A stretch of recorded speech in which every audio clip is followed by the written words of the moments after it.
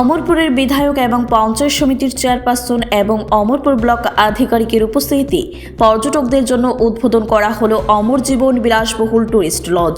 সোমবার অমরপুর কানাড়া ব্যাংক সংলগ্ন এলাকায় এই বিলাসবহুল টুরিস্ট লজটি উদ্বোধন করা হয় পর্যটকদের উদ্দেশ্যে।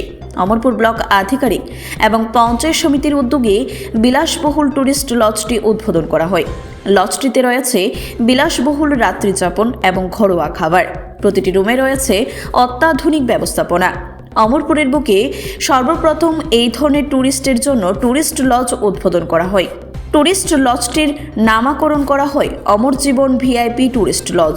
সোমবার অমরপুরের বিধায়ক রঞ্জিত দাস এবং পঞ্চায়েত সমিতির চেয়ারপারসন ও ব্লক আধিকারিক উৎপল দাসের হাত ধরে বিলাসবহুল ট্যুরিস্ট লজটি উদ্বোধন করা হয়। স্টাফ কোয়ার্টার ছিল, এগুলো অনেক পুরান, যেগুলোকে ডিমোশন করার কথা ছিল সেগুলোকে ভেঙে আবার নতুন করে এখানে আমাদের মাননীয় বিডিও সাহেবের চিন্তাধারার থেকে পঞ্চায়েত সমিতির চেয়ারম্যান আছে, তাদের যৌথ ব্যবস্থাপনায় যদি পুরান জিনিসগুলোকে আবার কীভাবে আধুনিকতার সঙ্গে সামঞ্জস্য রেখে সেগুলোকে নতুন স্বাদে সাজিয়ে তোলা। এই ধরনের যদি ওয়াল করতে যায় এখনের যে খরচ প্রায় 3-4 কোটি টাকার মতো লাগে সেগুলোকে ঠিক করতে গেলে। এর মধ্যে এখানে 6টা রুম রয়েছে, 3টা রুম প্রায় 25 লাখ টাকার মতো খরচ করে আপনারা দেখেছেন যে অত্যাধুনিক সেখানে থাকার একটা ব্যবস্থাপনা করা হয়েছে। এটা এই ছোট ছোট বিষয়গুলোকে যেগুলোকে আমরা নষ্ট করে বা টাকার অপচয়কে রোধ করে এই অল্প জায়গার মধ্যে কীভাবে একটা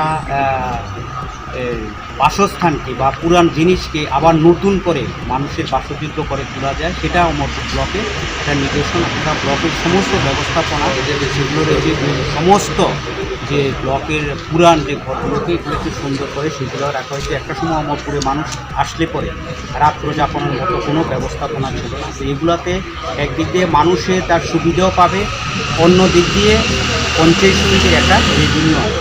এটা দুটা দিকে লাভ হলো। কোনো কিছু আমরা বড় দালান ইমারত তৈরি করা সেটা মূল লক্ষ্য নয়। পঞ্চায়েতের লক্ষ্য হলো তার মধ্যে দিয়ে কীভাবে নিজেদের অর্থ উপার্জন করা যায়। ব্যুরো রিপোর্ট, খবর জনস্বার্থে।